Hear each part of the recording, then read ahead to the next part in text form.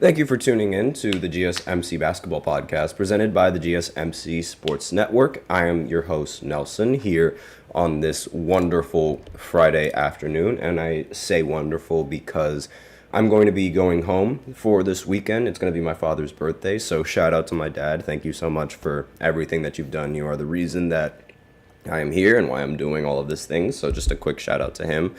And obviously, you guys don't really care about my father's birthday, so you guys care about basketball news. So that's what we're going to get into. So for the first segment, we're going to talk about the WNBA Playoffs. They have finally been set, and they're going to tip off this weekend, And we'll just talk a little bit about that and my opinions on the postseason, the matchups for the postseason, all of that good stuff.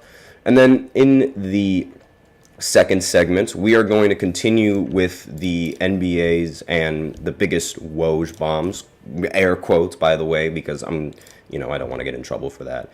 And we're just going to continue on with the segment that I did yesterday, where I was talking about the biggest Woj Bombs for the Eastern Conference. So now we're going to move on to the Western Conference. I feel like that's only right. It's most likely going to be two segments so it's going to be the second and the third segment because it's like there's a lot of teams in the Western Conference and I won't be able to fit all of that in 12 minutes.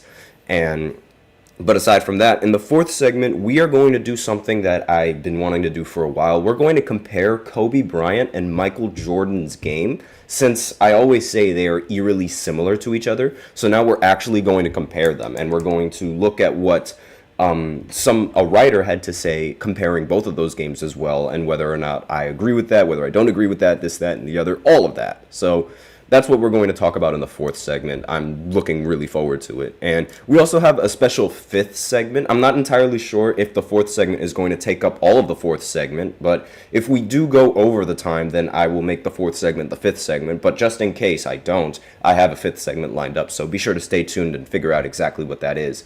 Before I begin, however, I do like to remind everybody that we love to hear what you guys have to say during the show, whether you guys have a hot take for the game, a burning question, or just something you've been dying to say. We're all ears, and we love hearing from you guys. We love getting feedback, and if you really want your comment or question to get noticed, then you can go ahead and use Super Chat. You just click on the $ below the chat box, and you can send in your comment or donations that way, and it's guaranteed to get featured on the show.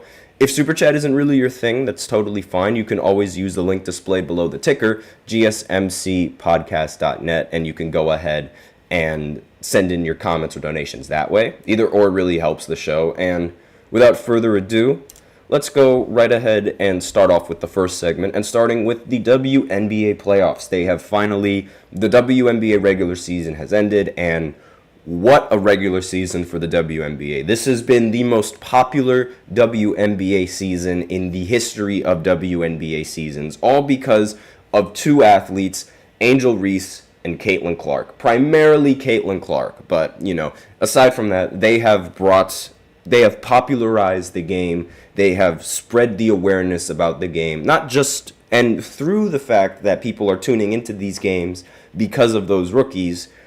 Now all the other WNBA athletes are getting recognized for their talents and for their prowess and for their winning attitude and just for their overall style of play. A'ja Wilson has finally, gained a lot of popularity and gained a lot of recognition for just how good she is at WNBA basketball. So really, I think this is just a great year for the WNBA. This is a W, no pun intended.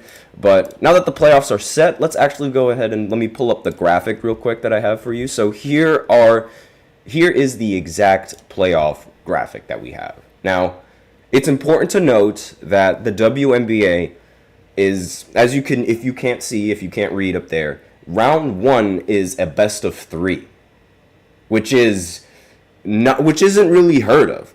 We haven't seen this in the NBA since Michael Jordan was a thing, and even then, the first round was a best of five. So the fact that this isn't a 7-game series is not really I don't know how to. It's uncharacteristic, I guess you could say, compared to what most of us NBA fans are used to. So they basically have to win 2 games in a row in order to, or at least 2, depending on if you win the first one. You have to win at least 2 games, and then once you win those 2 games, you advance on to the next round. And then the semifinals all the way up to the championship are best of 5. So, again, very, very, very short series, very, very little time to actually, get into the series compared to in the NBA where it's a best of 7. Now, you can make the argument that this makes it a little bit more interesting because each and every single game is more valuable than, game 1 or game 2 of the NBA playoffs, because if you lose game 1 or if you lose game 2, that's fine. Depending on where you stand in the standings, you could either go into the next 2 games with home field advantage or you could steal a game. It's really dependent on a lot of factors. But one problem that I have about the WNBA playoffs, and arguably the biggest problem that I have with the WNBA playoffs, is the timing, like when these games actually start.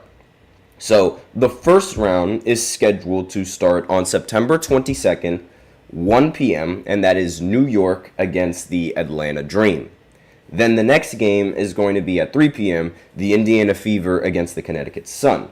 Then the next game, 5 p.m., the Phoenix Mercury against the Minnesota Lynx, and 10 p.m., the Seattle Storm at Las Vegas. And if you guys cannot see the problem with what I just said, then let me just reiterate. Sunday, September 22nd.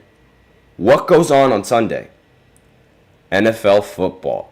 That is the biggest problem. That is the biggest problem that I have with this entire playoff bracket, because the number 1 team in the entire WNBA, New York, is going to be playing at the exact same time that the New York Giants are going to be playing. Now, tell me, which one do you think people are going to tune into? I guarantee you there's going to be way more people tuning into NFL football on Sunday at 1 p.m. than there are going to be people that actually even know that the playoffs for the WNBA start at 1 p.m. This is a big problem. The NBA already tried competing with the NFL, and it stood absolutely no chance. What on earth makes the people that decide to organize these games at this time, what makes them think that, okay, why don't we go ahead and play the WNBA playoffs when the NFL games are starting? That makes no sense. At least in my personal opinion. I would have much rather that the playoffs start on Monday, so that way at 1 o'clock you can actually watch a game, then you can watch the next one at 3, and then you can watch the next one at 5, and you should save the other game for a different time, or at least maybe start the game a little bit earlier, because at around 10 p.m., that's going to be when people are going to tune in to Monday Night Football. So if Monday is really that big of a deal, then it's no problem. I really would have much rather 3 teams play on Monday, and then you have 1 team play on Tuesday, and then you have every team play on Wednesday again, and then you have 3 teams play on Thursday, and then you continue going on from there on Friday, just trying to avoid times and areas where football is being played. Because people are going to tune in way more to college football and NFL football than they're going to tune into these WNBA playoffs. This is the biggest problem that I have, because they're already on a great track of bringing popularity to the game. And now in the most important and crucial part of the season, which is the postseason, is going to get the least amount of viewership because of NFL football and college football taking it by storm. Now, maybe I'll be proven wrong. Maybe people are actually going to legitimately tune in to watch Caitlin Clark, but that's probably going to be the one game that people are going to want to tune into. And even then, Caitlin Clark plays at 3 o'clock. So no idea whether or not the games are going to be continuing, but chances are that they're going to continue to watch these NFL games. I'm really completely against the timing of when these games start. It should start at a completely different time. I'm sorry to say this, but like this isn't really going to help the WNBA in the slightest. So that's my only problem with the WNBA playoffs. Aside from that, the matchups are already set. The Liberty, they're going to play the Atlanta Dream. The Fever, they're going to end up matching up against the Connecticut Sun. The Mercury are going to match up against the Lynx, and then the Storm are going to match up against the Las Vegas Aces. And one matchup that I feel like everybody should be excited for is if the Fever advance onto the second round and they beat the Connecticut Sun, no idea if they will, but there is a chance, then there's also a good chance that she plays the Phoenix Mercury in the second round. And that is when she's going to go up against Diana Taurasi and all of her teammates. Now, if you guys remember anything about the WNBA in their offseason, then you would know that Diana just is not a fan of Caitlyn. And from the jump, she was expecting Caitlyn to struggle. She was saying it's a completely different league in the WNBA when she talked about Caitlyn. Just immediately, just jealousy taking over her. And she was eventually proven wrong. And it would be so ironic if Caitlin Clark would be the one to eliminate her in the postseason. It would be so ironic. It would, honestly, that would be cinema right there. That is peak cinema, and I really hope that happens. But aside from that, that is all that we have for the first segment. So now we're going to go ahead and go into the second segment where I talk about the biggest Woj bombs for the Western Conference. I already did the Eastern Conference, so if you guys are interested in that, then go ahead and tune into the previous podcast or click on the last episode, depending on if you guys are on the video section. We're going to go ahead and go into the second segment right after this short break, so be sure to stay tuned. I feel like I'm losing my mind. Is everybody in the world blind? Please, Lord, give me a sign, a sign. I feel like I'm losing my mind. Is everybody in the world blind? Please, Lord, give me a sign, a sign. I wanna be the greatest. Everybody on the fake shit. I look around and feel like everybody is the fakest. I make this every day and I'm impatient, hoping one day I blow up from the basement. Statement, the top is so vacant. I don't hear shit that I think is amazing. Waiting for my day when I'm playing sold out shows for 1,000 faces. Hey, give me that crown. Get in my way and to be put down. It ain't your place, all this my town. If I want that shit, then I'll get it right now. I'm losing it, the noose it fits. I'm losing shit, a stupid myth. You choose to live or choose to dip. You choose to fight or lose your grip and lose a gift. Oh, I feel like I'm losing my mind. Is everybody in the world blind? Please, Lord, give me a sign, a sign. I feel like I'm losing my mind. Is everybody in the world blind?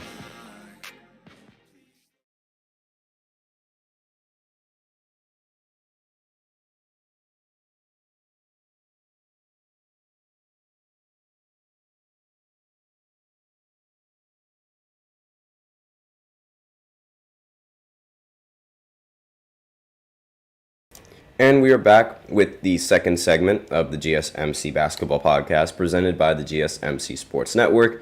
And in this second segment, we are going to be talking about the biggest Woj bombs of the entire Western Conference. And this is probably going to be 2 segments, so don't be alarmed if I'm a little bit short on this second segment and I miss a couple of teams because, again, we have another segment lined up. And before I begin, however, I do like to remind everybody that we love to hear what you guys have to say during the show. Whether you guys have a hot take, whether you guys have a burning question, doesn't matter. We're all ears. And if you really want your comment or question to get noticed, then you can go ahead and use Super Chat. Just hit the $ below the chat box and send in your comments or your donations that way. And if Super Chat isn't really your thing, that's totally fine. You can always use the link displayed below the ticker, gsmcpodcast.net, and you can send in your comments and or donations that way. Either or really helps the show. Doesn't matter which one you do. And without further ado, let's go ahead and get into the next segment talking about the biggest Woj bombs of the Western Conference. Massive air quotes on Woj bombs there. Again, letting all of you guys know that any of you guys have no idea what a Woj bomb is.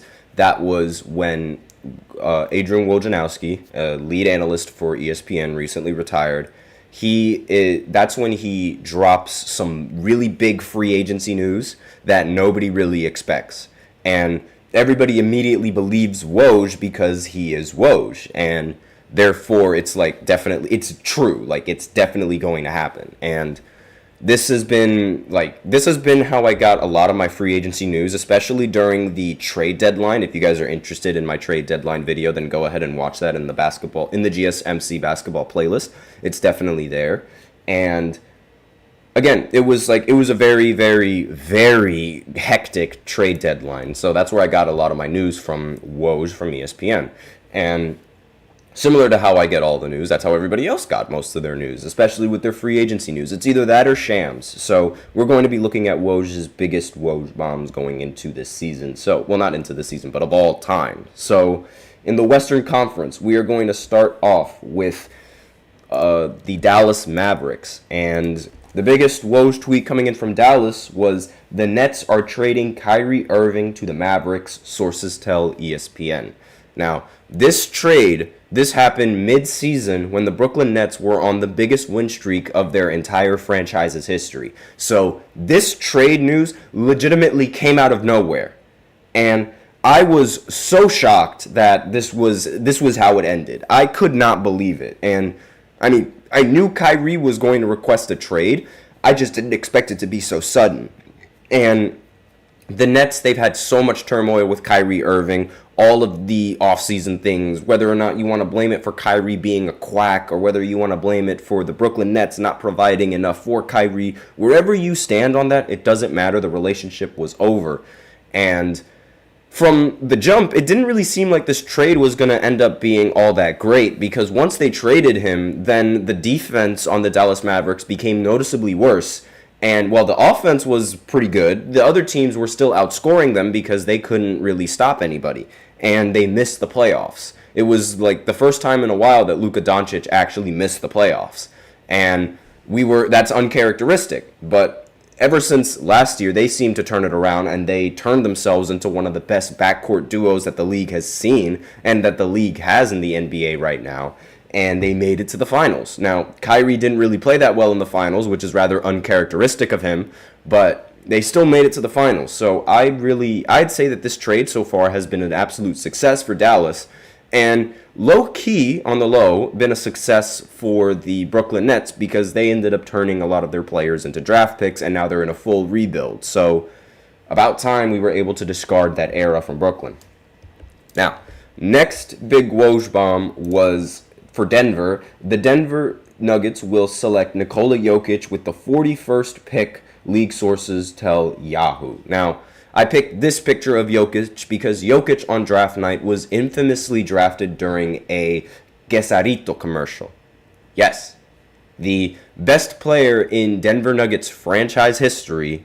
You can argue Carmelo Anthony, but I think since Jokic won the championship, it immediately makes him the best player in franchise's history. Ever since he was drafted, like, nobody really expected much of him, and here he is turned into the best player in the entire NBA. And he doesn't even seem like he's trying half the time. Like, there's a joke going around that says he cares more about his horses than the NBA season as a whole, which is absolutely hilarious, because all of these NBA players take it very seriously, and here's this guy who would rather watch horse racing just playing basketball because it's his job. And he's busting people all over the court. Like, he's just kicking everybody to the curb. It's amazing. But again, the fact that he was drafted during a commercial is not only disrespectful, but it really goes to show just how much we really do not know of, NBA players and NBA picks building off of their career and actually turning into a fantastic player. We rarely see this. And this was obviously, one of the biggest Woj bombs of the Western Conference. In my opinion, it's not the biggest, however. The biggest Woj bomb, period, like, ever, is this next one right here. And you guys know exactly what I'm going to be talking about. Kevin Durant will sign with the Golden State Warriors. He writes to the Players Tribune. This tweet was in 2016 in I believe it was around, when did that offseason happen? Jesus, that was a long time ago. That was in July that tweet came out. July 4th, 2016.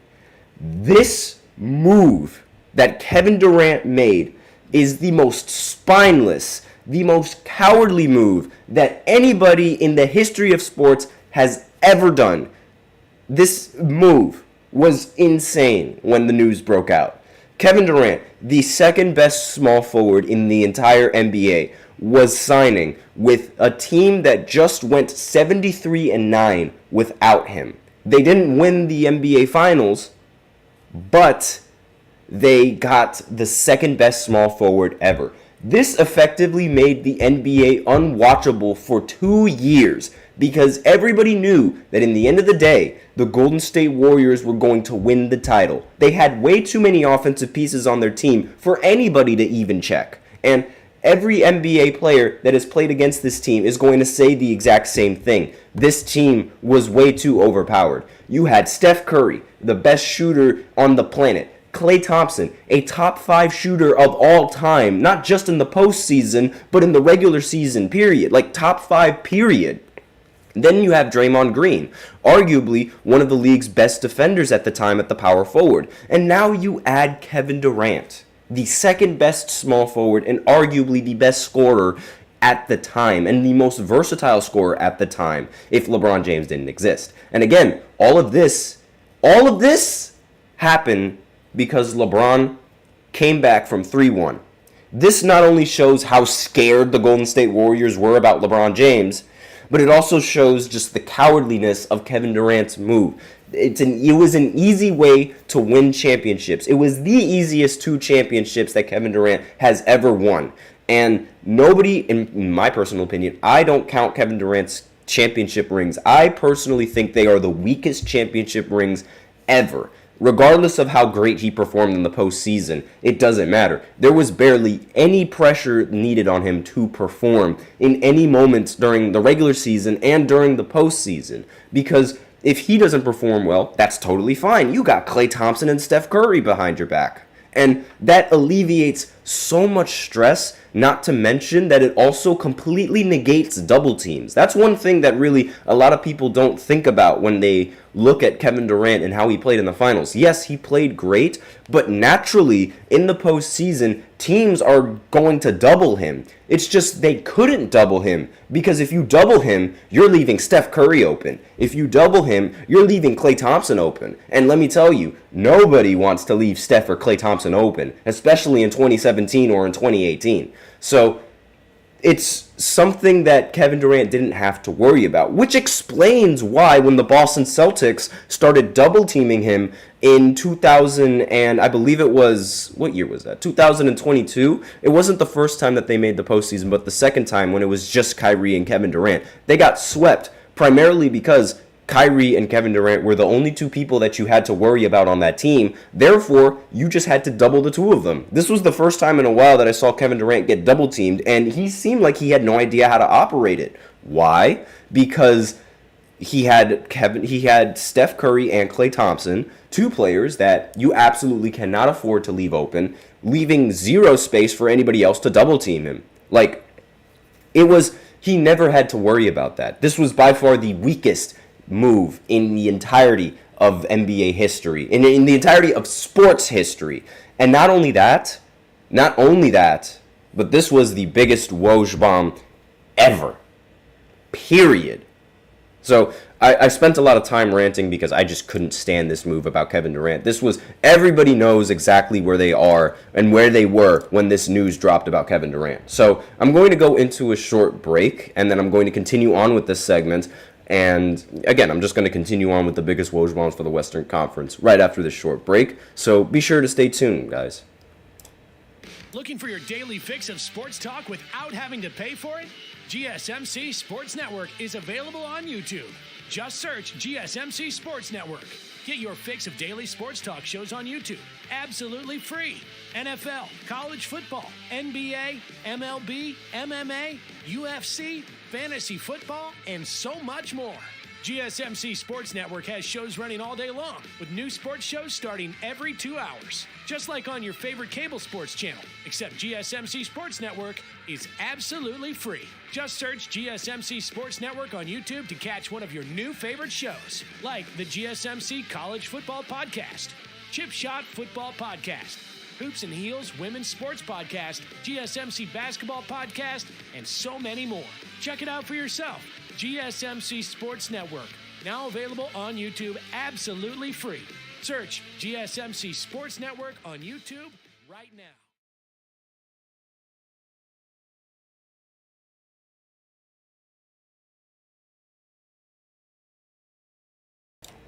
And we are back with the third segment of the GSMC Basketball Podcast presented by the GSMC Sports Network.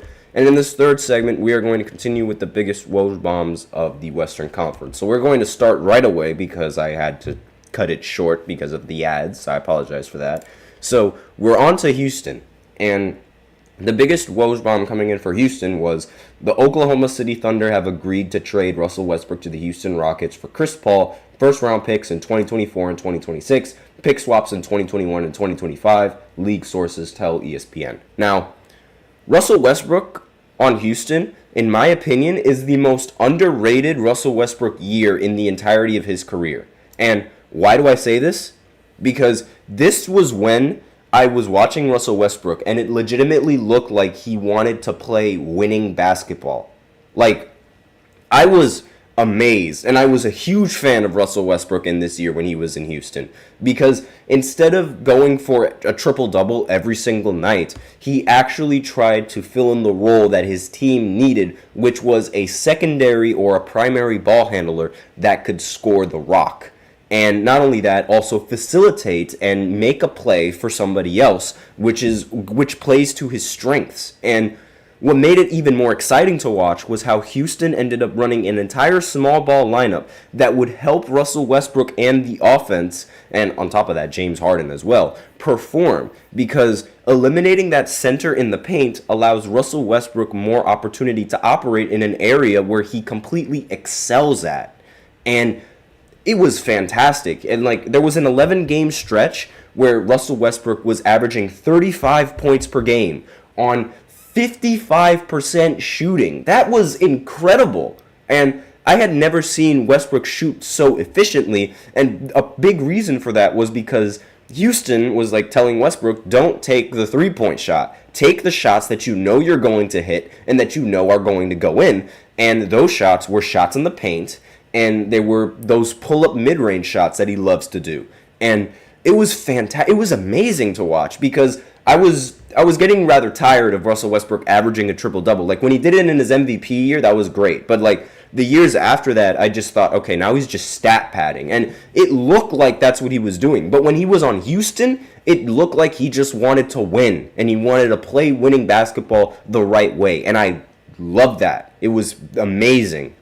Unfortunately, it couldn't last forever, though, and once he left and went over to Washington, he ended up turning back into his normal Westbrook ways, averaging triple-doubles and things like that. And when that happened, I was like, okay, he hasn't changed a bit. Man, because I'm sorry, but that triple-double, chasing for triple-double play style, it doesn't translate well in the postseason. And because it doesn't translate well in the postseason, it's he always loses in the first round. And, I mean, when he was on Houston, that was the first time in a while that he actually made it past the first round and made it onto the second round with the help of James Harden, of course. But still, it was really bad. And the way that the playoffs ended, mainly because, the Lakers just decided to let him shoot, it's another story in of itself. Next, probably one of the biggest and the worst trades in the entire history of the NBA. For the Clippers, Kawhi Leonard has been recruiting Paul George to find a way to get the Clippers, and LA pulled it off tonight.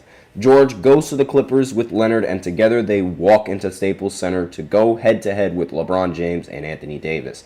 So obviously, this was the start of the Kawhi and the Paul George era. It was hyped up as being one of the best two-way backcourt duos since Michael Jordan and Scottie Pippen, and it ended up failing tragically.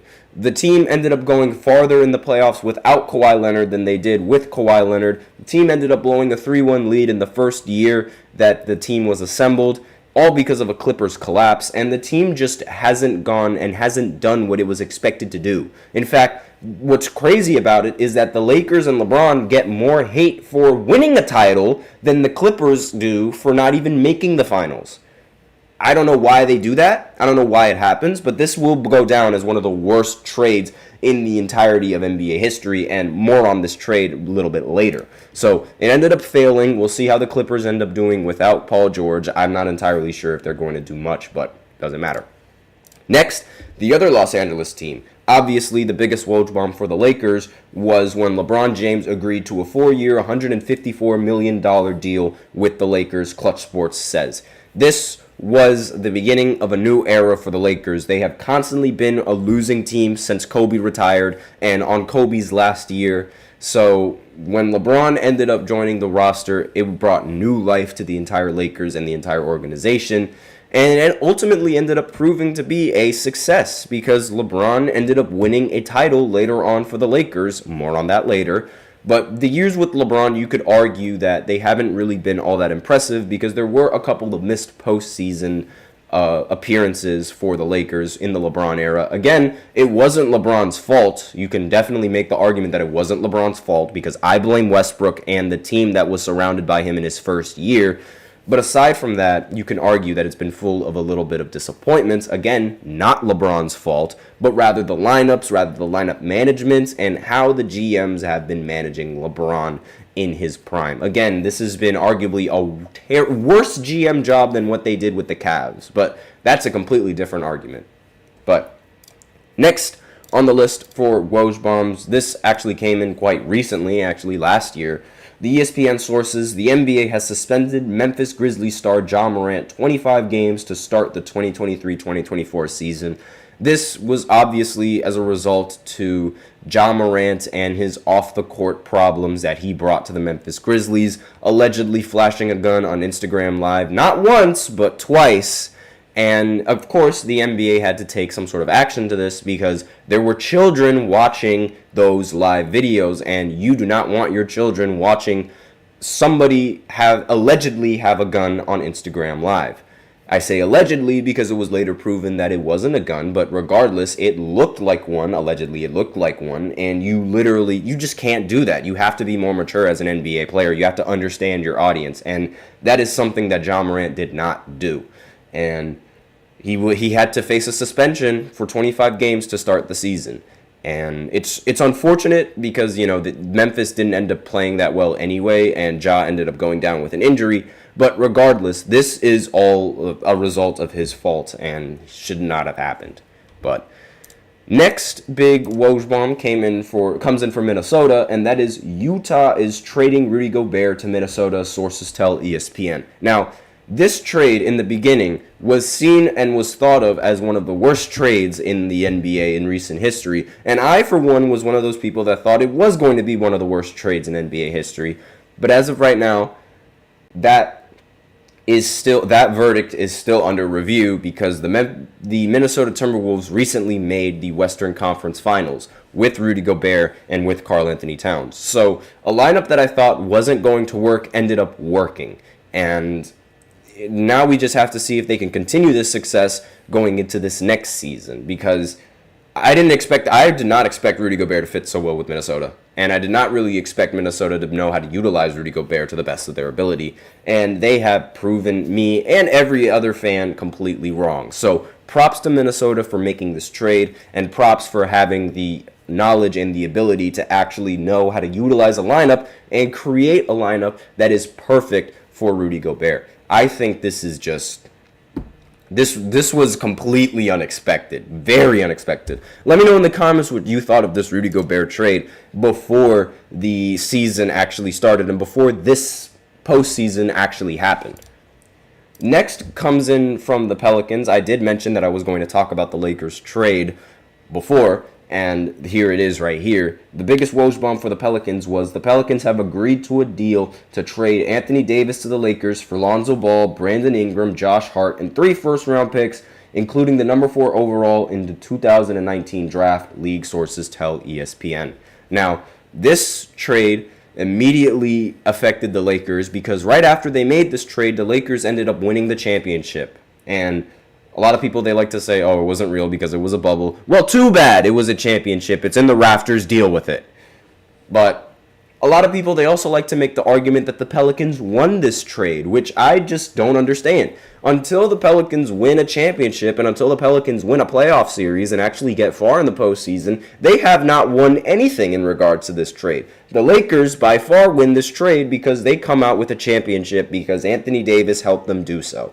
And again, this was probably one of the best trades for the Lakers because they ended up getting Anthony Davis. However, you could argue that Anthony Davis hasn't really been the same player that he was on New Orleans. He's been injury riddled, and again, that was a problem in New Orleans, but even more so here with the Lakers.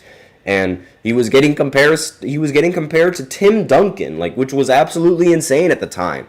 And it ultimately ended up falling short. But regardless, Anthony Davis was supposed to be a top 3 player in the NBA. And he should have been in the same conversation as Nikola Jokic and Joel Embiid for the best big man in the NBA. But unfortunately, he has to settle for being a little outside of the top 10, which isn't that bad, but still rather disappointing when you realize and when you know Anthony Davis's career and how it unfolded. So it was really, it's unfortunate that it had to come to that, but, that's sort of just how it worked. And, again, it's rather unfortunate. Next team for the biggest Woj bomb in the, this is for Oklahoma City. And this trade, I'm going to spend a lot of time on this, and I think I'm going to go ahead and cut this segment a little bit short and then go into the fourth segment, continuing with this Woj bomb segment because I still got a couple more teams to go through, and I'm going to spend a lot of time talking about this. So I apologize for the inconvenience for all of you guys, but I'm just sort of adapting on the fly here. So OKC. OKC is trading all-star Paul George to the Los Angeles Clippers for a record-setting collection of draft choices. Now, I'm going to read off those draft choices for all of you so that way you guys can remember exactly what this trade entailed. So, Clippers, they would acquire Paul George in exchange for trading Shai Gilgeous-Alexander, Danilo Gallinari, a Clippers 2022 first-round pick, a Clippers 2024 first-round pick, Clippers 2028 first-round pick, Miami 2021 first-round pick, Miami 2023 first-round pick, lottery projected, Clippers 2023 first-round pick, right to swap picks, and 2025 first-round pick, right to swap picks. So the Thunder, surprisingly, ended up winning this trade because they have SGA, who played far better than Paul George ever has in a season for the Thunder.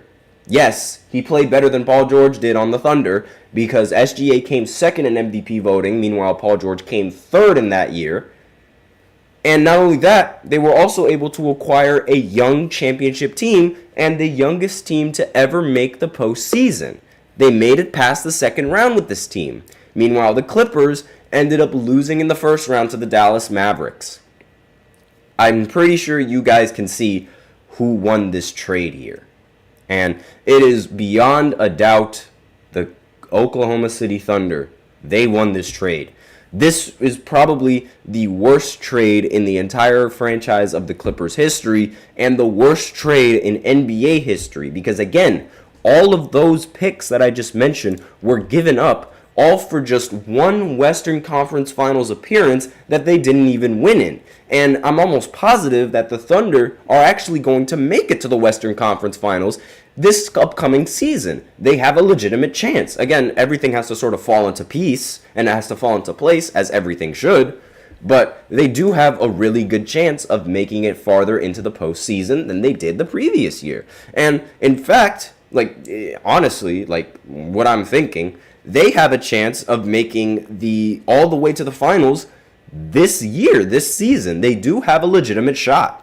And it's much more of a shot than they did with Russell Westbrook and OKC and Paul George ever had, which is incredible to think about, but it really just goes to show you, they botched this. They really messed this up. The Clippers really messed this up.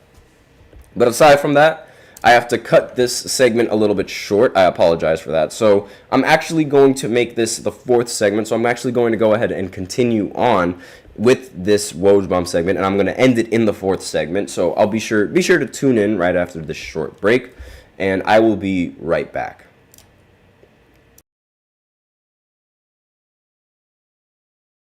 For the best and latest podcasts available anywhere, go to the podcast app on your cell phone and type in GSMC to access free content-rich podcasts on health and wellness, book reviews, sports, entertainment, relationships, social media, movies, technology, finance, and even weird news. Subscribe and download the GSMC Podcast Network's family of shows, available everywhere podcasts are found.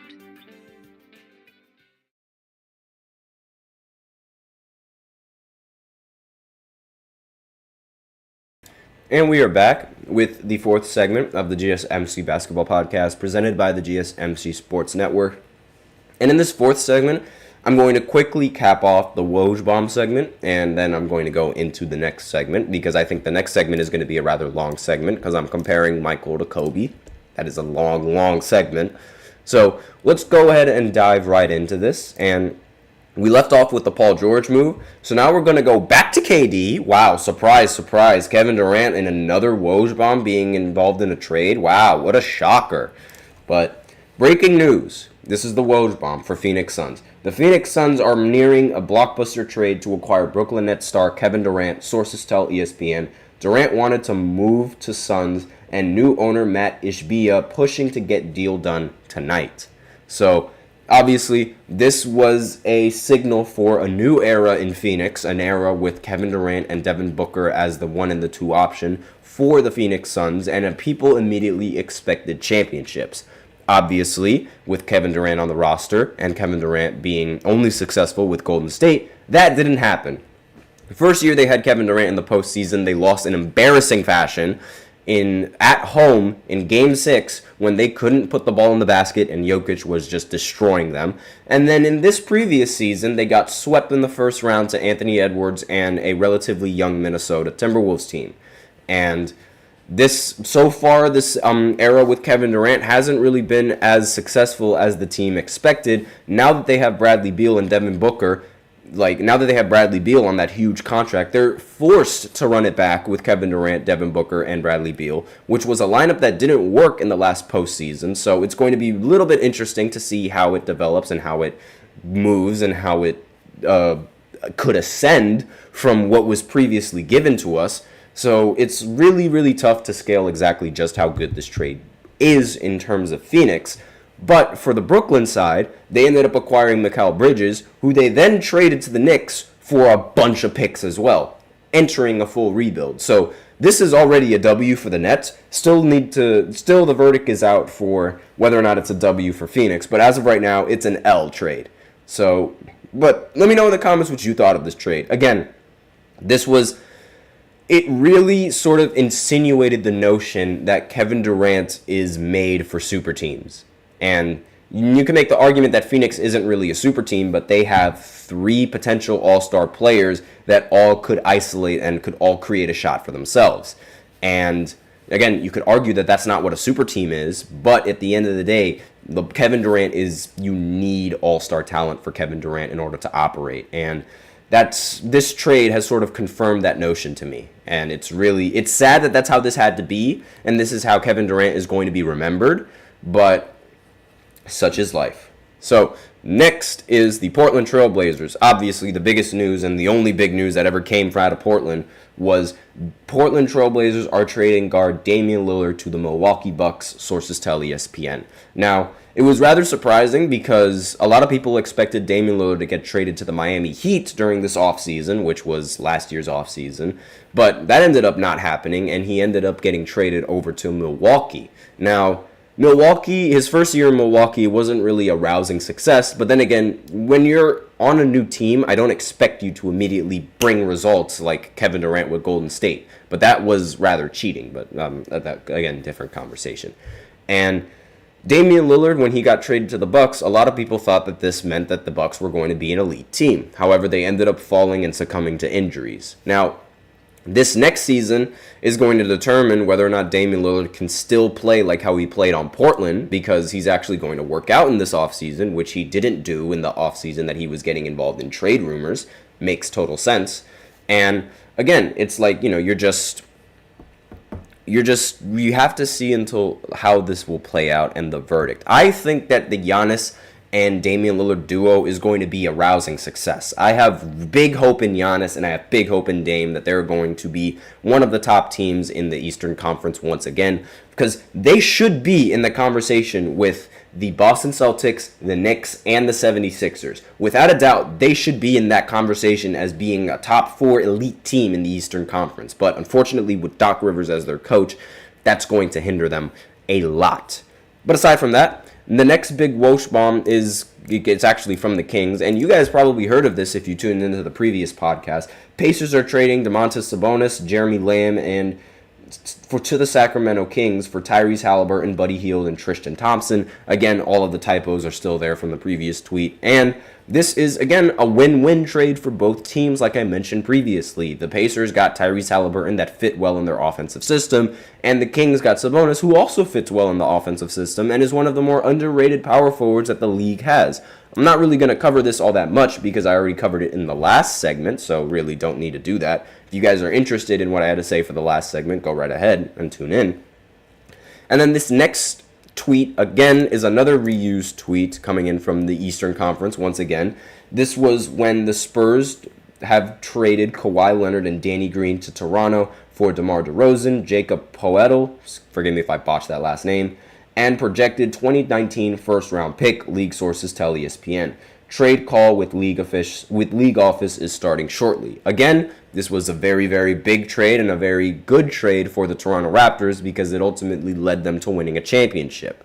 And for DeMar, it left him sad and depressed. And if you guys want to hear exactly what I had to say about this trade, again, go ahead and tune into the previous podcast and the previous segment that I did. Not the previous segment, excuse me. The previous podcast if you guys are on the audio side. And for those of you guys on the video side, you can go ahead and look at that Eastern Conference video because I covered more or less the exact same thing.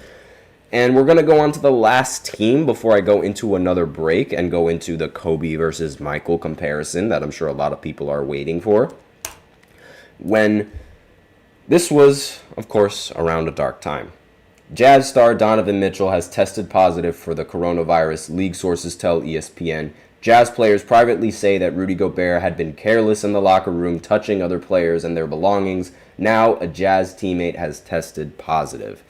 And obviously, this tweet came in 2020 when the NBA was just before the NBA would shut down the season. And this news coming in, this is one of the biggest reasons why Rudy Gobert is disliked by so many people, because his carelessness and him thinking that he knew better ultimately ended up with the league shutting down. It was hilarious because Rudy Gobert, he wanted to make a point and he wanted to show that he was smarter and I don't know what it was, he was smarter than, I don't know what it was that he was trying to do, but he was touching all of the microphones in a press conference trying to prove that I don't know, maybe COVID wasn't all that big of a deal. The second he does that, he gets COVID-19. And that led to the NBA shutting down its season and cutting the season short. And a lot of people did not like Rudy Gobert for that.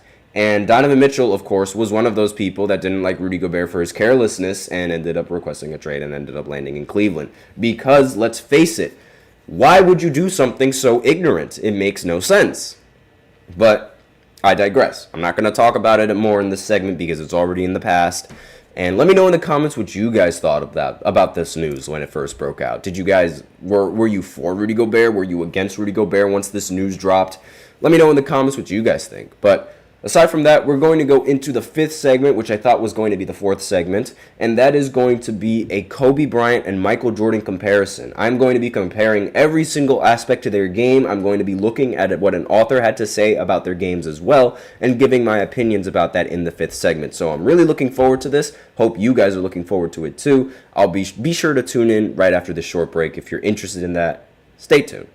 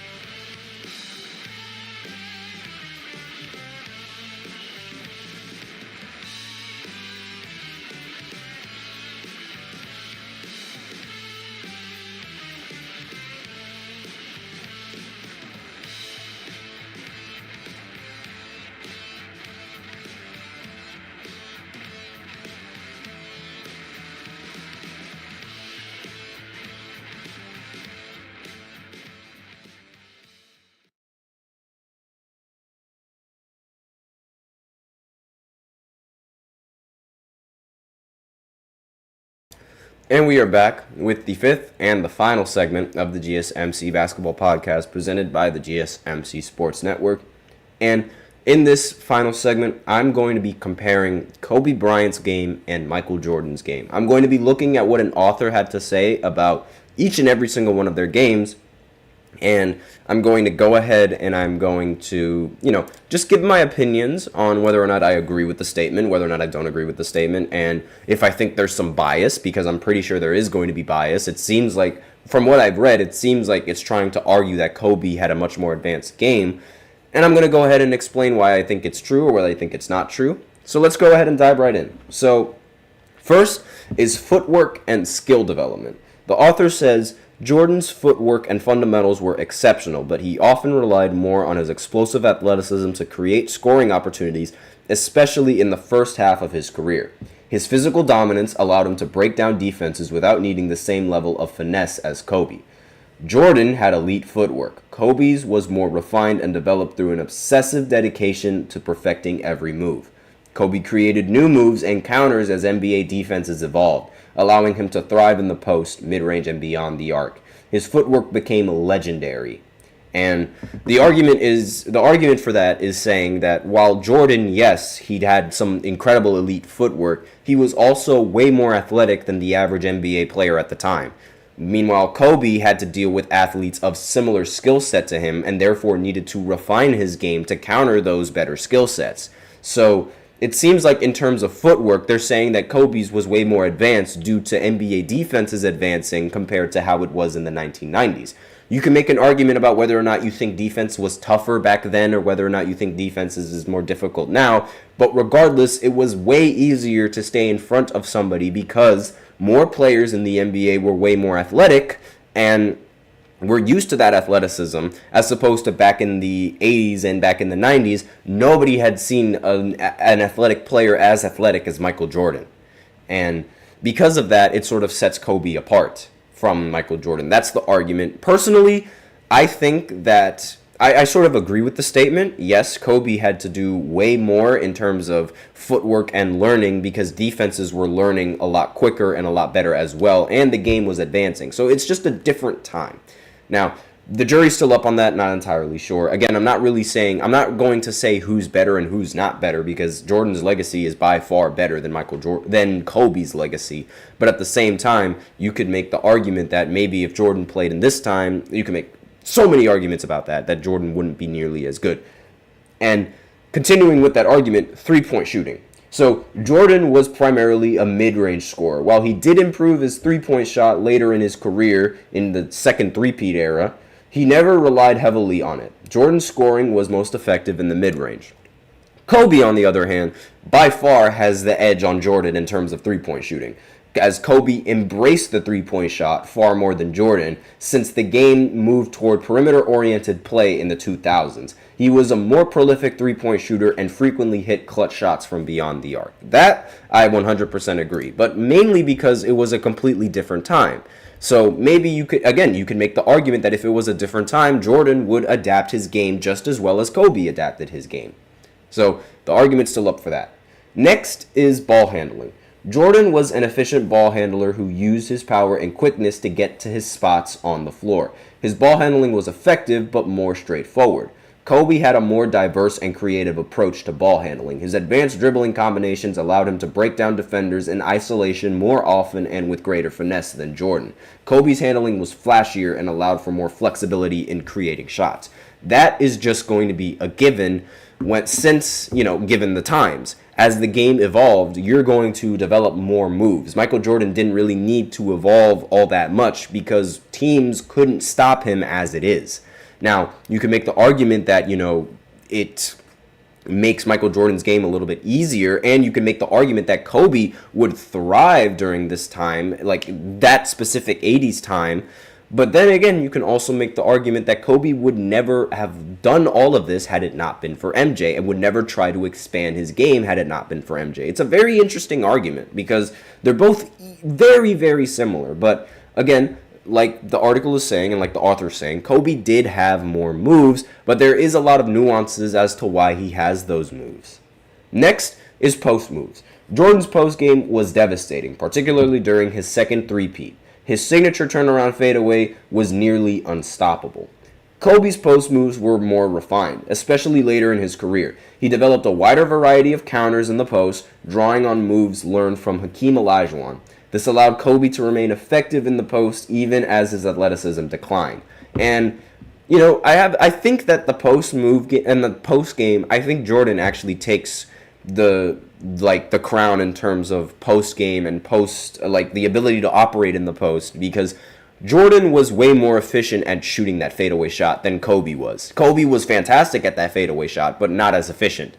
And regardless whether Kobe has more moves in the post or whether or not he does more things in the post, it doesn't matter. You still need to score, and Jordan did that way more efficiently. And the fadeaway shot is still just as difficult with the hand in your face. It doesn't matter what defender or what era defender it is, because you know that fadeaway is coming from Michael Jordan and you know that fadeaway is coming from Kobe. So there's going to be a hand in both of their faces. I think Jordan takes the nod in terms of post game. Next is work ethic and practice habits. Jordan was known for his intense work ethic fueled by his competitiveness and drive to dominate opponents. He worked hard, but much of his early career was based on his natural athleticism and competitive edge. We saw this in The Last Dance, when before he actually even struggled to beat the bad boy Pistons, Jordan said that he rarely lifted weights. But then one season, around the 90s, he decided to go to the gym and decided to lift weights and get stronger to be able to handle the hits coming in from Detroit. And the author is right that Jordan's competitiveness, yes, he was incredibly competitive, but he was already more physically gifted than most of the athletes that were already in the league. Kobe, while Jordan's work ethic was legendary, Kobe took it to a whole other level with his Mamba mentality. His obsessive dedication to preparation, skill refinement, and countless hours in the gym surpassed Jordan's. His perfectionism was reflected in the stories of him arriving at the gym before sunrise and his relentless pursuit of improvement, making him arguably the more detailed and technical worker of the two. And yes, Kobe is by far a much harder worker than Jordan ever was. And again, you can make any sort of argument for that. You can make an argument that doesn't even really matter. But at the end of the day, Kobe was a much harder worker, and that is something that you simply cannot take away from him. He worked way harder than Michael Jordan. And again, you can make the argument that just shows how great Jordan was, because even though Kobe worked harder, Jordan still was able to have a better legacy than him. But that's, again, a whole new conversation.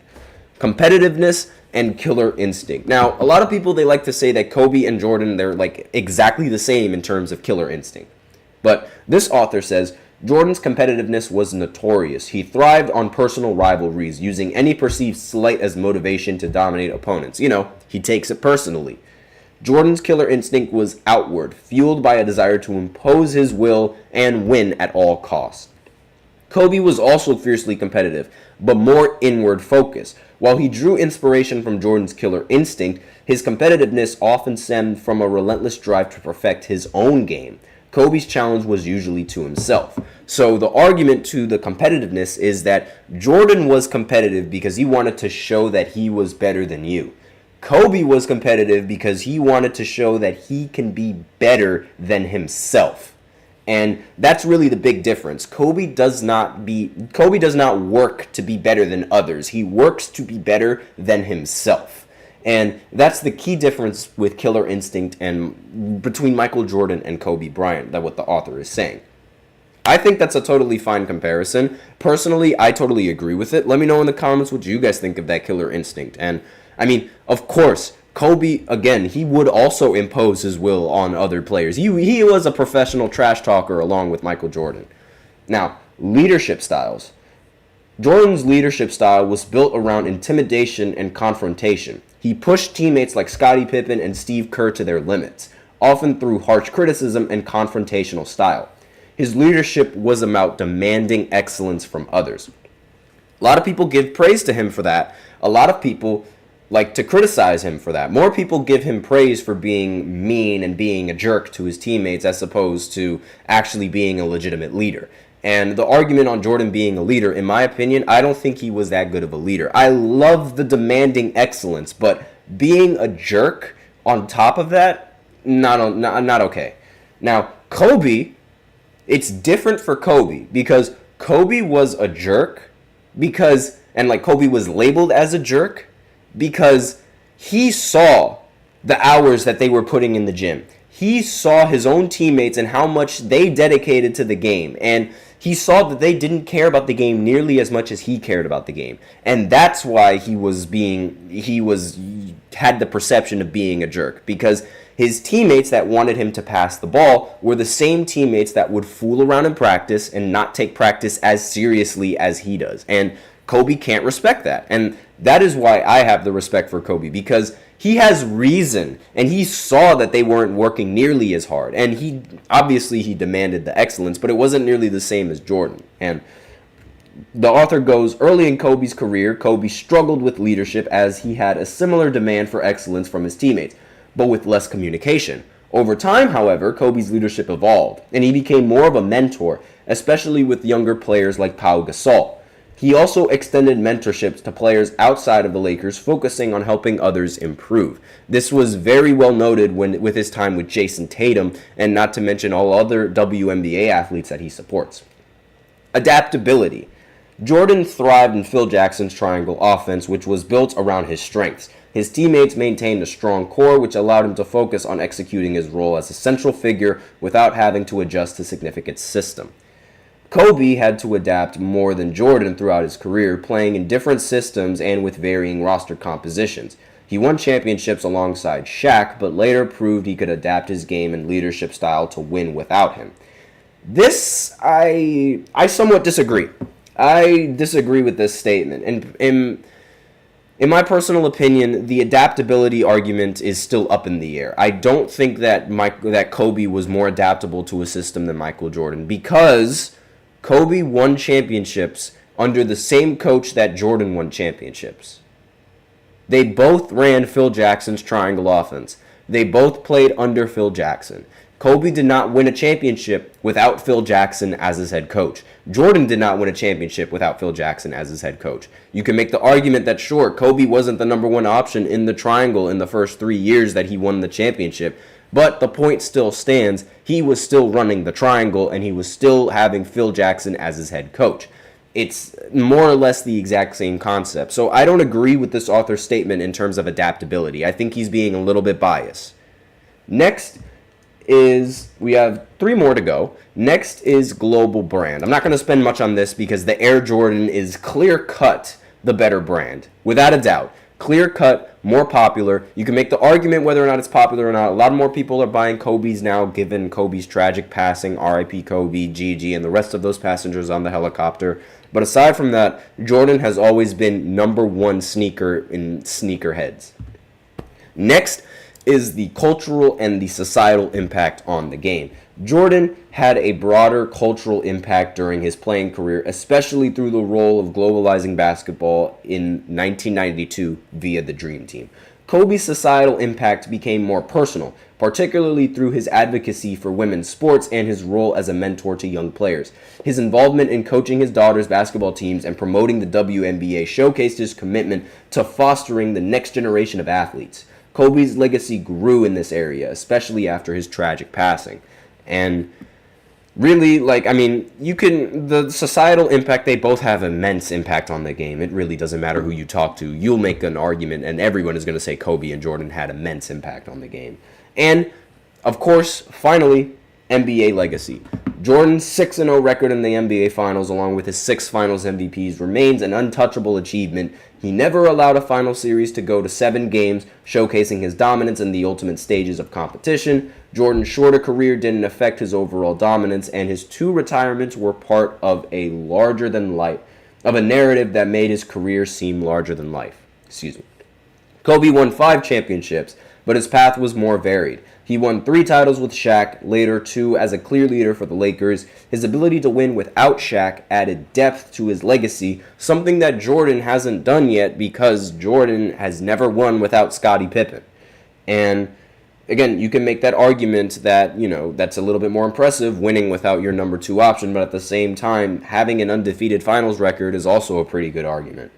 And Though he didn't really match Jordan's undefeated finals record, he played 20 seasons in the NBA, all with the Lakers, which speaks to his endurance and adaptability. His ability to remain at high level for 2 decades surpasses Jordan's 15 seasons. And again, let me know in the comments what you guys thought of what was being said and what you thought of these comparisons, whether you thought these comparisons were justified, whether you thought they were rather lame. Let me know in the comments what you guys think. But aside from that, that is all that I have for you today on this podcast, and that is it. Thank you so much for tuning in to the GSMC Basketball Podcast presented by the GSMC Sports Network.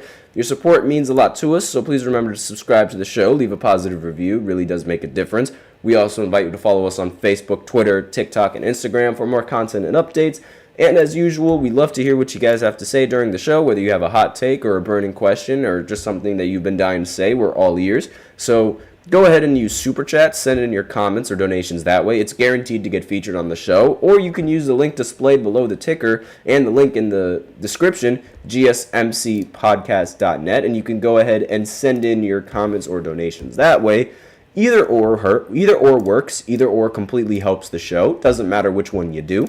And that is all that I have for you today. I hope you guys enjoy the weekend. Enjoy a weekend of WNBA playoff basketball, or enjoy a weekend of NFL football, because obviously the weekend is when football is going to happen. I also recommend tuning into a lot of the football podcasts that we have, and they're probably going to give all of their opinions on each and every single one of the games that happen over the weekend. So be sure to tune into all of those podcasts that we have. I am your host, Nelson. Thank you so much for tuning into basketball. Enjoy the weekend, and as always, take care.